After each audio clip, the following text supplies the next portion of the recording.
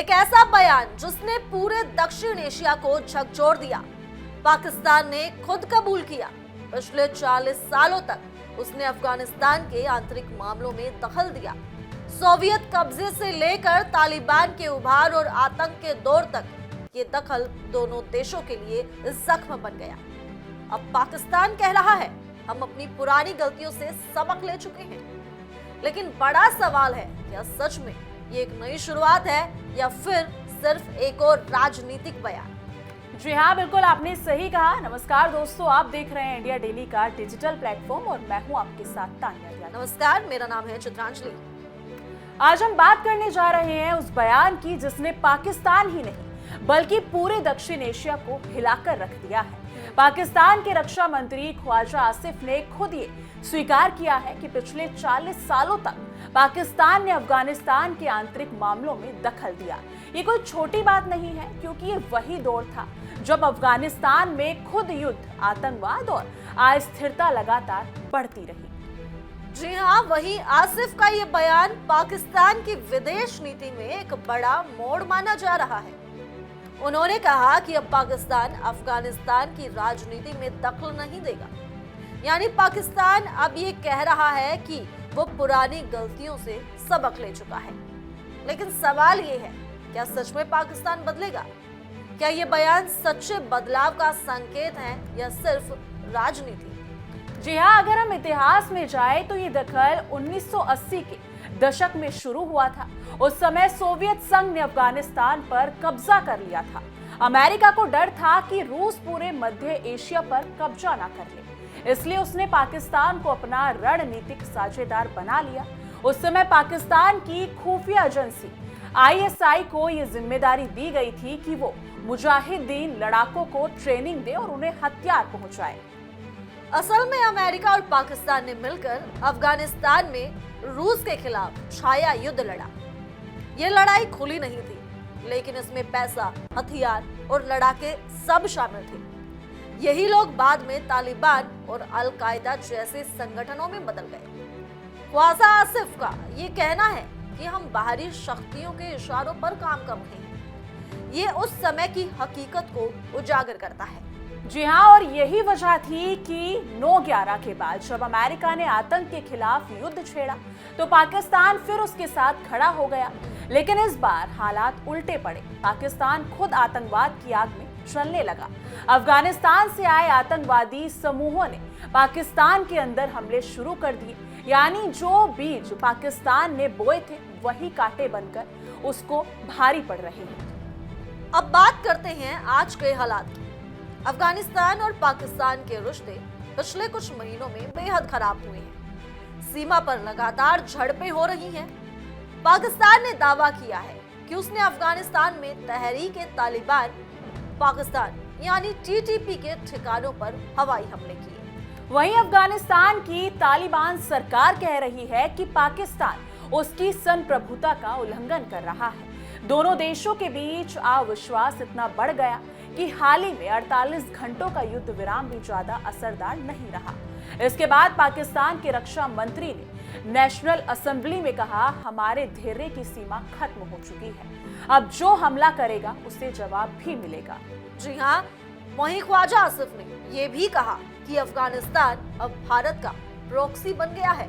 यानी पाकिस्तान के अनुसार अब भारत अफगानिस्तान के जरिए पाकिस्तान पर दबाव बना रहा है।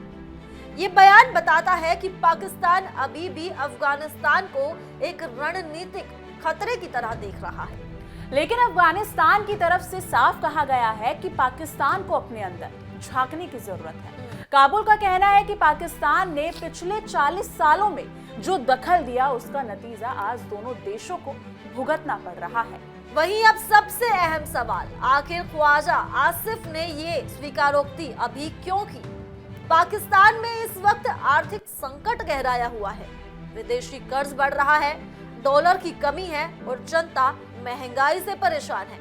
साथ ही देश के अंदर आतंकवादी हमलों में भी तेजी आई है। सही कहा चित्रांजलि, नजर ये आ रहा है कि अब पाकिस्तान बौखला गया है, क्योंकि हाल ही में उसने IMF से लोन लिया था जिससे कि लग रहा है कि इतनी बौखलाहट के बाद वो उसको वापसी नहीं भर पाएगा। वो अब उनके बयानों में नजर आ रहा है कहीं ना कहीं। पाकिस्तान इस समय चारों तरफ से दबाव में है। अमेरिका से दूरी बढ़ रही है, चीन सिर्फ अपने हित देख रहा है और भारत अंतर्राष्ट्रीय स्तर पर लगातार मजबूत हो रहा है। ऐसे में ये बयान पाकिस्तान की एक नई कूटनीतिक चाल भी हो सकती है। बिल्कुल, अब पाकिस्तान अब ये दिखाना चाहता है कि वो शांति चाहता है और पुरानी गलतियों से बाहर आना चाहता है। लेकिन विशेषज्ञों का कहना है कि पाकिस्तान का रिकॉर्ड भरोसेमंद नहीं रहा। वो अक्सर दुनिया को कुछ और दिखाता है और मैदान में कुछ और करता है। वही फिर भी ये बयान एक बड़ा संकेत देता है कि शायद पाकिस्तान अब समझ चुका है कि अफगानिस्तान में दखल देकर उसे सिर्फ नुकसान हुआ है, आर्थिक, राजनीतिक और सुरक्षा के स्तर पर भी। वहीं दुनिया भर के विशेषज्ञ इस बयान को बहुत गंभीरता से ले रहे हैं। अमेरिका के कई थिंक टैंक कह रहे हैं कि ये पाकिस्तान की डबल गेम की आधिकारिक स्वीकारोक्ति है। जी हाँ, भारत में भी इस बयान को लेकर चर्चा है। भारतीय सुरक्षा विशेषज्ञों का मानना है कि पाकिस्तान ने ये स्वीकार इसलिए किया क्योंकि अब उसके पास इनकार करने की गुंजाइश ही नहीं बची। पाकिस्तान की पुरानी नीतियों का असर इतना गहरा हो चुका है कि देश खुद असुरक्षित महसूस कर रहा है। वहीं दूसरी तरफ अफगानिस्तान की तालिबान सरकार इस बयान को बहुत देर से आया सच बता रही है। उनका कहना है कि अगर पाकिस्तान पहले अपनी नीतियां बदलता तो आज दोनों देशों की जनता शांति में जी रही होती। जी हाँ, कुल मिलाकर अगर देखा जाए तो ये बयान पाकिस्तान की विदेश नीति, उसके पुराने साझेदारों और उसके भविष्य के रास्ते तीनों पर गहरी छाया डालता है। अब सवाल ये है कि क्या पाकिस्तान वास्तव में बदल पाएगा या सिर्फ बयानबाजी है। इतिहास बताता है कि पाकिस्तान की नीतियों में अक्सर बयान और कार्रवाई में फर्क रहा है। जी हाँ, क्योंकि वो आज तक अपने बयानों पर टिक ही नहीं पाया है। लेकिन अब समय बदल चुका है। पाकिस्तान की अर्थव्यवस्था कमजोर है, जनता नाराज है और अफगानिस्तान उसके लिए सुरक्षा चुनौती बन चुका है। ऐसे हालात में शायद वो अपनी रणनीति पर दोबारा सोचने को मजबूर हो।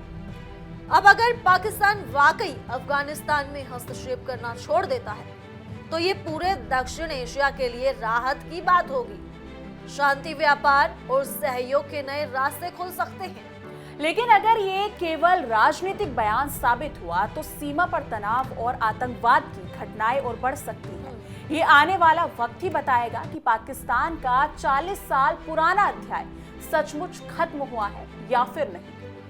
तो दोस्तों, आज हमने देखा कि कैसे पाकिस्तान के रक्षा मंत्री ख्वाजा आसिफ के बयान ने पूरे क्षेत्र की राजनीति में हलचल मचा दी है। जी हाँ, 40 साल तक अफगानिस्तान में जो खेल खेला गया उसका नतीजा आज दोनों देशों को भुगतना पड़ रहा है। और अब जब पाकिस्तान कहता है कि वो नई शुरुआत करना चाहता है तो दुनिया उसकी अगली चाल पर नजर बनाए हुए है।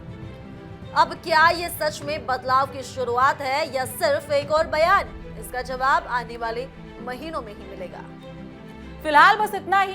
बने रहिएगा इंडिया डेली के डिजिटल प्लेटफॉर्म के साथ। हमारे खास शो तहकीकात, हर खबर की तह तक।